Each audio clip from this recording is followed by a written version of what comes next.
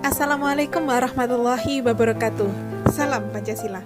Halo anak-anak kelas 7 SMP Queen Al-Falah. Bagaimana kabar kalian? Ya, saya harap semuanya dalam kondisi sehat dan terus semangat untuk mengikuti kegiatan pembelajaran ya. Nah, anak-anak, di video materi PPKN kali ini saya akan melanjutkan materi bab 6 mengenai karakteristik daerah tempat tinggal dalam kerangka NKRI.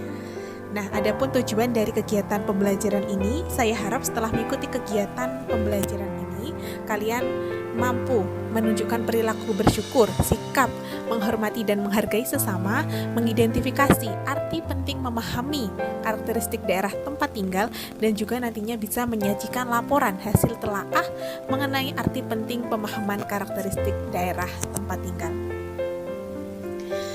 Nah, materi yang akan saya bahas di video ini masih di bab 6, subbabnya subbab B mengenai karakteristik daerah dalam kerangka negara kesatuan Republik Indonesia.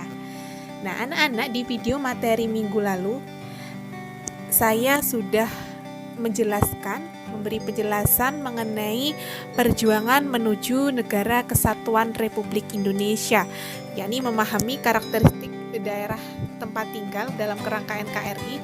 Ini tidak lengkap rasanya kalau kita tidak membahas bagaimana sejarah perjuangan hingga terwujudnya negara kesatuan Republik Indonesia ya. Dimulai dari perlawanan di berbagai daerah untuk mengusir penjajah, kemudian juga ada masa-masa awal pergerakan nasional di mana perjuangan yang semulanya bersifat kedaerahan berubah bersifat atau melalui organisasi-organisasi kepemudaan, kemudian juga ada peristiwa-peristiwa sekitar proklamasi seperti peristiwa Rengas Dengklok sampai akhirnya terwujud proklamasi kemerdekaan Republik Indonesia pada tanggal 17 Agustus 1945. Nah, kemudian membahas karakteristik daerah dalam kerangka negara kesatuan Republik Indonesia, kalian juga harus mampu memahami mengenai bagaimana seluk-beluk pemerintahan daerah, kemudian juga karakter fisik daripada suatu daerah di Indonesia itu seperti apa, kemudian juga karakter sosial budaya di wilayah-wilayah Indonesia itu seperti apa. Karena tidak cukup hanya memahami dari segi sejarahnya saja, sejarah terbentuknya negara kesatuan Republik Indonesia, tapi juga harus mampu memahami bagaimana seluk-beluk terkait dengan pemerintahan daerah dan juga karakter fisik dan karakter sosial budaya. Oke, langsung saja yang pertama kita akan membahas mengenai karakteristik daerah dalam kerangka NKRI mengenai pemerintahan daerah. Nah, konsep mengenai pemerintahan daerah ini sudah digagas oleh para pendiri negara sejak dulu, salah satunya oleh Muhammad Yamin. Ia mengemukakan gagasan mengenai pemerintahan daerah pada sidang pertama BPUPKI ya, pada tanggal 29 Mei 1945. Nah, Muhammad Yamin ini mengemukakan gagasan bahwasanya pemerintahan dalam Republik Indonesia ini akan tersusun dari badan-badan masyarakat yang terkecil di pemerintahan desa, kemudian ada pemerintahan di kabupaten, kemudian juga ada pemerintahan provinsi. Nah, kemudian selain Muhammad Yamin, juga Mr. Supomo juga mengatakan atau juga mengemukakan gagasan mengenai konsep pemerintahan daerah pada sidang BPUPKI tanggal 15 Juli 1945. Sebenarnya yang dikatakan Mr. Supomo ini juga pada intinya hampir sama, bahwasanya negara kesatuan Republik Indonesia ini nantinya juga akan dibagi atau akan ada pemerintahan daerah-daerah seperti itu. Nah, setelah melihat pemikiran kedua tokoh tersebut ya, bahwasanya negara Republik Indonesia ini susunannya dibagi atas daerah-daerah seperti itu. Nah, pembagian wilayah Indonesia menjadi daerah-daerah ini tidak memecah belah persatuan, tetapi mengikat dalam wadah NKRI. Nah, perlu kalian ketahui juga bahwasanya dulu ada kerajaan yang sebelum negara Indonesia ini merdeka ini sudah ada sejak zaman Hindia Belanda. Pasti kalian juga sudah sering mendengar salah satu provinsi ini, atau mungkin kalian juga sudah pernah berkunjung di provinsi ini, ya, yaitu Yogyakarta. Yogyakarta ini sejak zaman Hindia Belanda sudah memiliki pemerintahan sendiri, memiliki kerajaan sendiri yang berdaulat dan juga diakui oleh pemerintahan Belanda. Nah, ketika negara Indonesia merdeka, ini wilayah Yogyakarta, Keraton Yogyakarta dan Kadipaten Pakualaman ini menyatakan bergabung dalam Negara Kesatuan Republik Indonesia pasca proklamasi. Pada saat itu dipimpin oleh Sri Sultan Hamengkubuwono ke-9 ini menyatakan kerajaannya atau wilayah daripada Yogyakarta merupakan bagian dari NKRI. Nah, dari situ kita juga dapat memetik pelajaran bahwasanya tanpa adanya kebesaran hati masyarakat dan pimpinan tiap daerah, ini kesatuan Indonesia, persatuan dan kesatuan ini tidak mungkin bisa terwujud ya. Nah, oleh karena itu kita sebagai generasi muda sangat harus dan wajib melestarikan persatuan, kesatuan dan dalam wadah NKRI ini. Salah satunya dengan cara apa? Ya, dengan cara menangkal gerakan-gerakan separatis. Nah, apa sih Bu gerakan separatis itu? Ya, gerakan separatis merupakan gerakan yang mencoba memisahkan diri dari wilayah NKRI. Nah, kita sebisa mungkin sebagai generasi muda harus menangkal gerakan-gerakan yang mencoba memisahkan diri atau gerakan separatis itu tadi. Nah, caranya seperti apa? Nah, cara untuk menangkal gerakan separatis yang pertama yaitu dengan cara mengisi kemerdekaan ini dengan membangun daerah untuk menjaga dan mempertahankan NKRI. Jadi, kemerdekaan yang sudah diperjuangkan oleh para pendiri bangsa, oleh para pahlawan ini kita isi dengan cara membangun dan menjaga keutuhan NKRI. Yang kedua, kita juga bisa loh menjadi pejuang bangsa. Dengan cara apa? Ya, caranya dengan melakukan hal terbaik untuk daerahnya masing-masing. Kalian juga bisa sebagai pelajar, juga bisa sebagai pejuang bangsa dengan cara belajar dengan rajin dan belajar dengan tekun, kemudian juga mengerjakan setiap tugas yang diberikan Bapak Ibu guru dengan sungguh-sungguh. Itu kalian sudah berjuang juga melakukan hal terbaik untuk NKRI dengan cara sesederhana itu.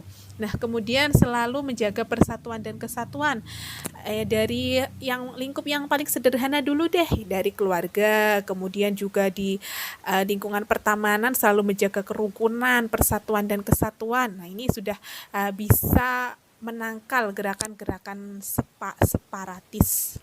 Kemudian ada lagi menghindari berbagai tindakan yang dapat mengancam keutuhan NKRI. Dan yang terakhir, menempatkan kepentingan bangsa di atas kepentingan pribadi dan golongan, selalu mengutamakan kepentingan umum dulu baru kepentingan pribadi. Itu tadi ada 5 cara untuk menangkal gerakan separatis. Nah, wilayah negara kita, negara Indonesia ini sangat luas sekali dengan jumlah penduduk yang sangat banyak, hampir 250 juta jiwa, dan juga penduduk yang sangat heterogen, artinya sangat beragam dari segi suku, agama, ras, budaya, ini sangat-sangat heterogen. Nah, karena begitu banyaknya penduduk dan juga wilayah yang terpisah di antara pulau-pulau, maka negara kita ini menerapkan pelaksanaan asas otonomi daerah dan tugas pembantuan.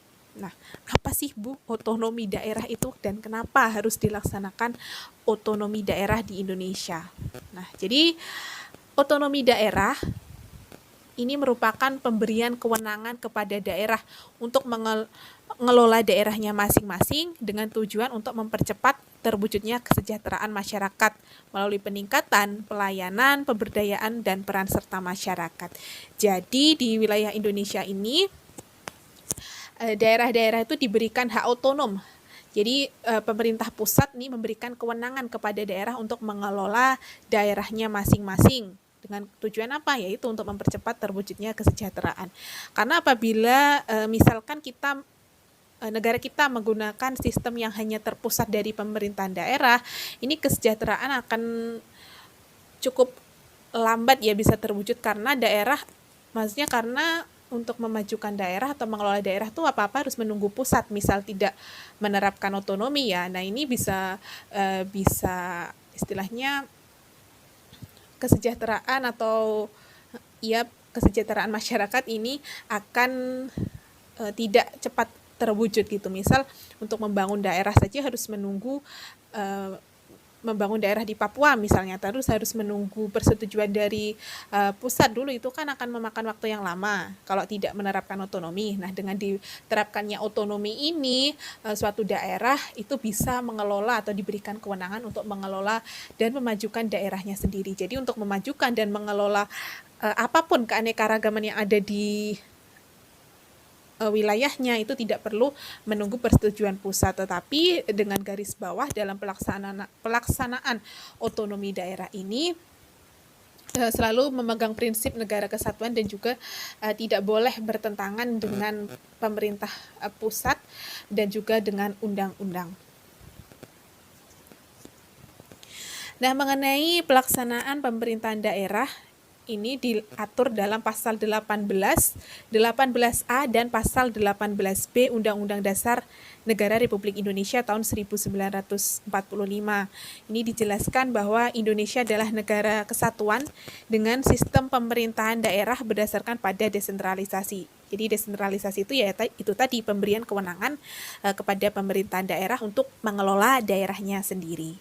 Di pasal ini cukup lengkap pembahasannya secara umum mengenai aturan-aturan penyelenggaraan pemerintahan daerah. Nanti kalian bisa cari sendiri isi dari pasal ini ya, mengenai apa saja bentuk negara, terus juga pemerintahan daerah itu seperti apa, pengelolaannya, hubungannya dengan pusat itu seperti apa. Ini dijelaskan di pasal 18A dan pasal 18B.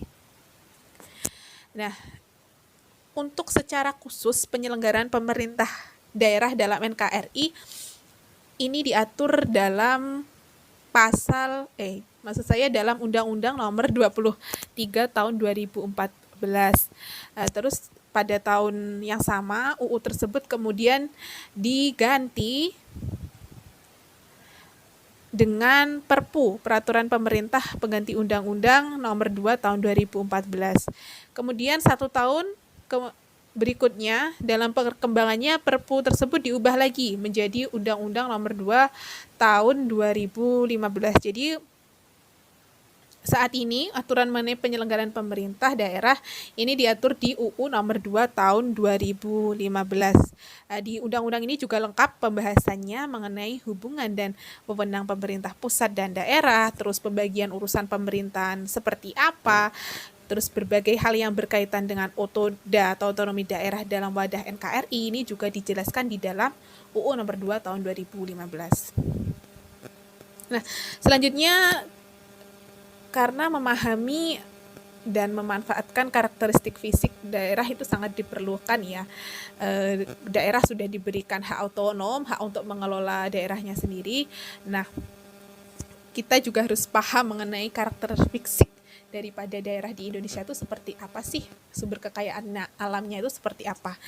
Nah, karakter fisik ini berkaitan dengan sumber kekayaan alam yang dimiliki oleh bangsa Indonesia yang tersebar di seluruh wilayah Indonesia gitu. Jadi dengan adanya hak otonom tadi, hak kewenangan untuk mengelola daerahnya, itu setiap daerah bisa mengelola kekayaan alam yang dimilikinya dengan tujuan untuk mensejahterakan masyarakat.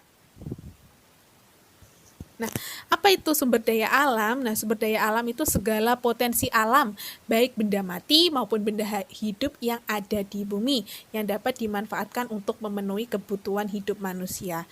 Nah, negara Indonesia ini sangat kaya sekali akan sumber daya alam loh, baik sumber daya alam yang dapat diperbarui berupa, biasanya ini berkaitan dengan sumber kaya hayati ya, energi.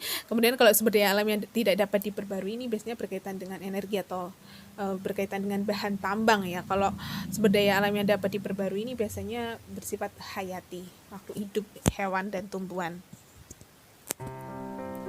Ini dia anak-anak, persebaran beberapa tanaman pangan dan industri di Indonesia. Jadi ada beberapa seperti padi, ini tumbuh subur di daerah Jawa dan Sumatera.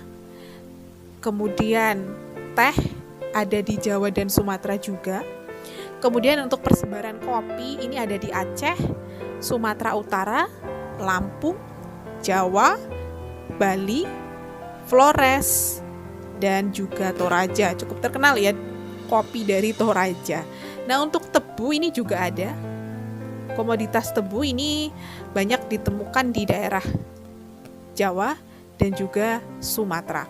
Kemudian kakao atau coklat ini juga komoditas yang banyak ditemukan di wilayah Jawa, Maluku, Papua, dan juga Sulawesi. Kemudian cengkeh ini juga ada di Jawa dan juga Maluku. Kita lihat dia dari peta ini persebaran kekayaan tanaman pangan dan industri di Indonesia sangat melimpah ya di berbagai wilayah pulau-pulau di Indonesia. Kemudian selain persebaran tanaman pangan juga ada persebaran bahan tambang loh di Indonesia ini. Meskipun tidak dapat diperbarui ya kalau bahan tambang ini, namun jika digunakan secara baik ini dapat digunakan untuk kesejahteraan bangsa, menjadi sumber potensial yang sangat amat bermanfaat. Nah, ini dia untuk peta persebaran bahan tambang di Indonesia. Yang pertama minyak bumi. Ini minyak bumi juga bisa ditemukan di beberapa wilayah di Indonesia. Seperti di wilayah Wonokromo Jawa Timur, di daerah Cepu Jawa Tengah, kemudian di wilayah Balikpapan, Kalimantan Timur, dan juga ada di wilayah Sorong, Papua. Kemudian batu bara ini juga menjadi sumber bahan tambang di Indonesia yang digunakan untuk pembangkit listrik ya. Ini bisa ditemukan di wilayah Kalimantan, kemudian juga di wilayah Sumatera Barat, Sumatera Selatan, dan juga di Papua. Ada lagi timah putih, cukup bisa ditemukan di Pulau Bangka, ini dia timah putih. Kemudian di Pulau Batam, Riau, dan Jambi dan sekitarnya, ini timah putih. Kemudian komoditas bahan tambang emas, ini juga bisa loh ditemukan di banyak provinsi, pulau-pulau di Indonesia, di wilayah Sumatera. Kemudian di Jawa juga ada, Kalimantan, Sulawesi, dan juga tentunya Papua yang sangat terkenal dengan PT Freeport-nya ya. Nah, itu tadi untuk bahan persebaran bahan tambang, minyak bumi, batu bara, timah putih, dan emas. Berikutnya ada lagi, saking kayanya ya negara kita ini banyak sekali persebaran bahan tambang.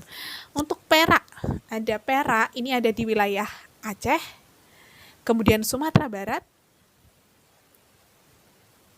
kemudian ada juga di Jawa Barat, Kalimantan Barat, Sulawesi Utara, dan Papua. Kemudian uranium, ini ada di wilayah Papua. Nah, gunanya uranium ini untuk apa ya? Nah, uranium ini menjadi salah satu sumber daya alam yang tidak dapat diperbarui. Biasanya dimanfaatkan untuk bahan pembangkit listrik tenaga nuklir. Jadi, Papua ini memiliki uranium. Kemudian pasir, ini ada di Jawa Barat dan Jawa Tengah. Kemudian intan, ini terkenal, Martapura, Kalimantan Selatan ini terkenal dengan intannya, tembaga Martapura.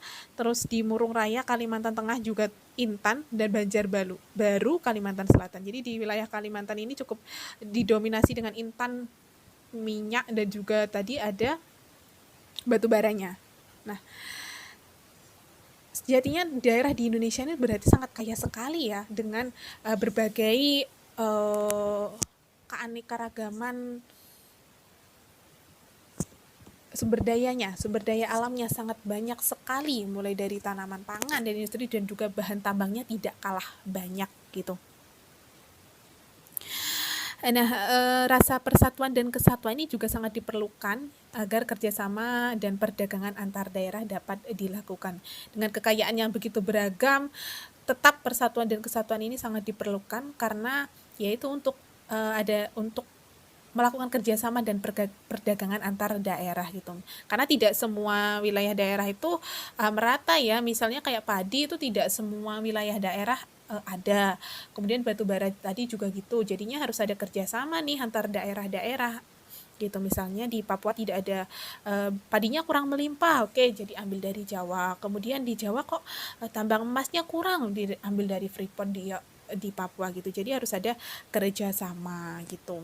Karena ya itu tiap daerah itu saling membutuhkan. Yaitu tujuannya apa? Tujuannya untuk meningkatkan kesejahteraan bangsa secara menyeluruh. Nah, itu tadi materi kali ini mengenai karakteristik daerah dalam kerangka NKRI, mulai dari bagaimana sih pemerintahan daerah dan juga begitu banyak sekali bahan-bahan tambang atau yang ada di Indonesia dan juga sumber daya alamnya yang berupa sumber daya alam hayati, sumber daya alam yang dapat diperbarui. Nah, semoga kekayaan alam yang ada di Indonesia ini dapat dimanfaatkan keseluruhannya untuk kesejahteraan masyarakat Indonesia gitu. Jadi dapat disimpulkan bahwasannya negara kita itu menganut pemerintahannya daerah menggunakan asas otonomi daerah, jadi memiliki kewenangan untuk mengelola daerahnya sendiri. Nah, tujuannya apa? Ya tujuannya untuk mengelola berbagai kekayaan yang ada di wilayahnya untuk kesejahteraannya gitu. Jadi meskipun begitu harus tetap ada persatuan dan kesatuan antar daerah karena yaitu tadi setiap daerah itu saling membutuhkan satu sama lain. Baik, sekian materi kali ini, video materi kali ini. Semoga apa yang saya sampaikan ini dapat membawa manfaat. Apabila ada materi yang kurang dipahami atau penjelasan saya terlalu berbelit-belit, bisa langsung japri saya atau bisa menulis di komentar pertanyaan. Saya buka, jangan malu untuk bertanya, jangan sungkan untuk bertanya. Tetap jaga kesehatan, patuhi protokol kesehatan. Sampai jumpa di video pembelajaran berikutnya. Wassalamualaikum warahmatullahi wabarakatuh.